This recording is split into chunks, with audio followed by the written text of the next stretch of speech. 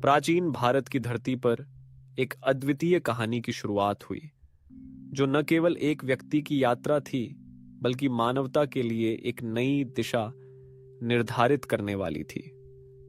यह कहानी है गौतम बुद्ध की, जिनका जन्म लुम्बिनी में हुआ था। लुम्बिनी, जो आज नेपाल में स्थित है, एक पवित्र स्थल है जहां बुद्ध का जन्म हुआ। उनके पिता राजा शुद्धोधन एक शक्तिशाली क्षत्रिय थे, जिन्होंने अपने पुत्र सिद्धार्थ को एक राजकुमार के रूप में बड़ा करने का संकल्प लिया। उनकी माता माया देवी एक बुद्धिमान और दयालु महिला थीं, जिनका जीवन सिद्धार्थ के जन्म के बाद एक महत्वपूर्ण मोड़ पर आ गया। जब सिद्धार्थ ने अपनी पहली सांस ली तो चारों ओर खुशी का माहौल था। राजा शुद्धोधन ने सिद्धार्थ के लिए हर सुख सुविधा जुटाई ताकि उनका बेटा एक आदर्श राजकुमार बन सके। लेकिन जैसे जैसे सिद्धार्थ बड़े हुए, उन्होंने जीवन के विभिन्न पहलुओं को समझना शुरू किया। उन्होंने देखा कि उनके महल के बाहर एक अलग दुनिया थी, जहां दुहक, बीमारी और मृत्यु का सामना करना पड़ता था।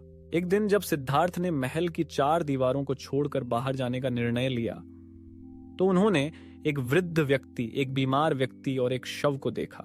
यह दृश्य उनके लिए एक झटके के समान था। उन्होंने सोचा, क्या यह जीवन का अंत है? क्या हम सभी को इस दुखदाई यात्रा का सामना करना पड़ेगा?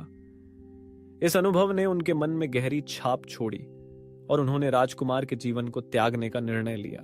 सिद्धार्थ ने घर छोड़ने का निर्णय लिया और साधु बनने की राह पर चल पड़े। उन्होंने कठोर तपस्या की, दिन रात ध्यान किया और अपने शरीर को लगभग नष्ट कर दिया। लेकिन फिर भी उन्हें बुद्धत्व की प्राप्ति नहीं हुई। एक दिन उन्होंने समझा कि आत्म तपस्या का यह मार्ग सही नहीं है।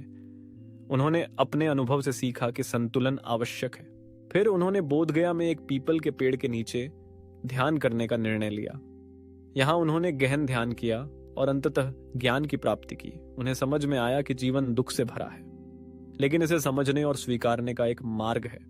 इस ज्ञान के साथ ही उन्होंने बुद्ध का नाम प्राप्त किया, जिसका अर्थ है जागृत।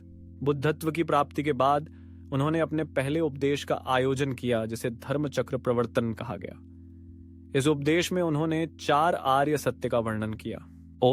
दुहक का अस्तित्व, जीवन में दुख अनिवार्य है। 2 दुहक का कारण, दुहक की जड़ तृष्णा और आसक्ति है। 3 दुहक का समाप्ति, दुख का अंत संभव है। 4 दुहक के अंत का मार्ग, अष्टांगिक मार्ग, जो सही दृष्टि, सही संकल्प, सही वाणी, सही क्रिया, सही आजीविका, सही प्रयास, सही स्मृति और सही ध्यान का समावेश करता है। इन सिद्धांतों ने बौद्ध धर्म की नींव रखी और लोगों को एक नई दिशा दी। बुद्ध के उपदेशों ने न केवल भारत में बल्कि एशिया के विभिन्न देशों में भी फैलना शुरू किया। उनके संदेश ने लोगों को सिखाया कि कैसे जीवन में शांति और संतोष पाया जा सकता है। बौद्ध धर्म का विस्तार हुआ और यह चीन, जापान, तिब्बत और दक्षिण पूर्व एशिया के अन्य देशों में पहुंचा। बुद्ध के विचारों ने लोगों को एक नई दृष्टि दी, जिससे उन्होंने अपने जीवन में बदलाव लाने का प्रयास किया। बुद्ध का संदेश था कि हर व्यक्ति के अंदर शांति और आनंद की खोज की क्षमता है। ये के तनावपूर्ण युग में बुद्ध के संदेशों से हमें बहुत कुछ सीखने को मिलता है।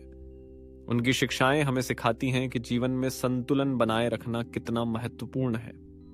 जब हम अपने भीतर की शांति को खोजते हैं, तो हम बाहरी तनावों का सामना करने में सक्षम होते हैं। मन की शांति और आत्मनियंत्रण हमें जीवन की कठिनाइयों का सामना करने की शक्ति देते हैं। बुद्ध का एक प्रेरणादायक संदेश है अप्पो दीपो भव, जिसका अर्थ है अपने दीपक स्वयं बनो। यह हमें आत्मनिर्भरता का महत्व सिखाता है। हमें अपने जीवन की दिशा स्वयं निर्धारित करनी चाहिए। दूसरों पर निर्भर रहने के बजाय हमें अपने भीतर की शक्ति को पहचानना और उसे विकसित करना चाहिए। अंततः बुद्ध की कहानी हमें यह सिखाती है कि शांति हमारे भीतर से उत्पन्न होती है। जब हम अपने मन को शांत करते हैं और अपने विचारों को नियंत्रित करते हैं, तो हम जीवन की कठिनाइयों का सामना कर सकते हैं। बुद्ध की शिक्षाएं आज भी प्रासंगिक हैं और हमें यह याद दिलाती हैं कि सच्ची शांति और संतोष हमारे भीतर ही है। इस प्रकार गौतम बुद्ध की कहानी केवल एक ऐतिहासिक कथा नहीं है, बल्कि यह मानवता के लिए एक प्रेरणा है।